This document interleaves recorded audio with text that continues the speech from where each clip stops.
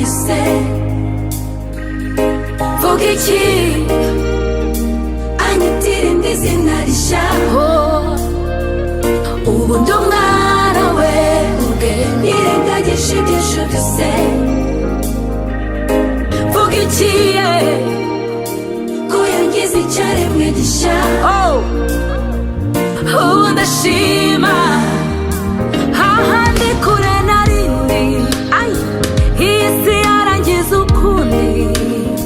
We ntiyitaye ku ikamba rye yaramanutse arasanga. Kuri amaso y'abanseka kuri iminwa y'abamvuga niho yashakiye icyicaro. Ati mwana wanjye tuza. Ubu yagize igikomangoma. Reka ndetse kuko data ari ku ngoma. Ese vuga iki? Ese vuga iki? Yanyishyuriye imyenda yose. Imyenda yose. Vuga iki anyitira indi zina rishya. Ubu ndi umwana we ubwe yirengagije iby'ejo byose. Vuga iki ko yangize icyaremwe gishya. Ubu ndashima y'amajwi acira urubanza za nyandiko zandegaga byose yabihinduye ubusa.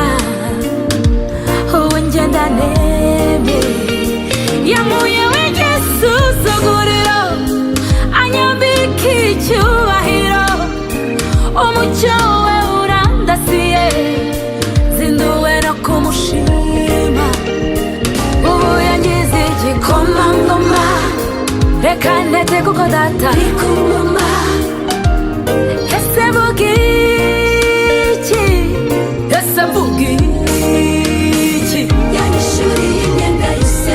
Yanyishyuriye imyenda yose. Vuga iki? Yesu we anyitira indi zina rishya. Ndi umwana we ubwe nirengagije iby'ejo byose.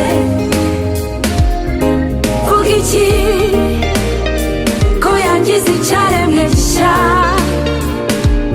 Ubu ndashima zamamaza izina rye. Zamamaza izina rye.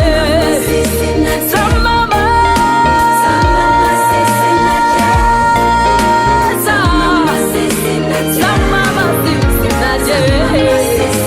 Zamamaza izina rye. Ishobora byose. Ubutware bw'izina rye. Zamamaza izina rye. Yahoshua amashi. Zamamaza izina rye. Zamamaza izina rye.